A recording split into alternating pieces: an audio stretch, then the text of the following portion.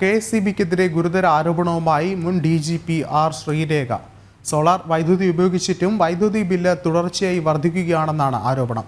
കഴിഞ്ഞ മാസം മാത്രം ബിൽ തുക 10,000 രൂപയിലെത്തിയെന്നും ആർ ശ്രീരേഖ തന്റെ ഫേസ്ബുക്ക് പേജിൽ കുറിച്ചു.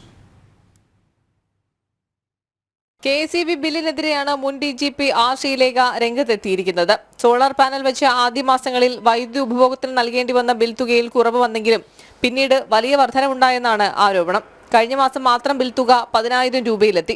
പ്രതിമാസം 500 മുതൽ 600 യൂണിറ്റ് സോളാർ വൈദ്യുതി കെഎസ്ഇബിക്ക് നൽകുന്നുണ്ടെന്നും എന്നാൽ 200-300 യൂണിറ്റായി മാത്രമേ കെഎസ്ഇബി കണക്കാക്കുകയുള്ളൂവെന്നും ആർ ശ്രീരേഖ ആരോപിക്കുന്നു.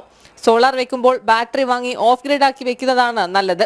മറ്റു സംസ്ഥാനങ്ങളെക്കാൾ യൂണിറ്റിന് ഇരട്ടി ചാർജ് ചെയ്യുന്ന കെഎസ്ഇബി കാട്ടുകള്ളന്മാരാണെന്നും ശ്രീലേഖ തന്റെ ഫേസ്ബുക്ക് പേജിലൂടെ വിമർശിക്കുന്നു. മുൻപ് പരാതി നൽകിയിട്ടും നടപടി ഉണ്ടായില്ലെന്നും ആരോപണമുണ്ട്. ശ്രീലേഖയുടെ പോസ്റ്റിനെ പിന്തുണച്ച് നിരവധി പേരാണ് സോഷ്യൽ മീഡിയയിൽ അനുഭവങ്ങൾ പങ്കുവച്ച് രംഗത്തെത്തിയത്. ജനം, തിരുവനന്തപുരം.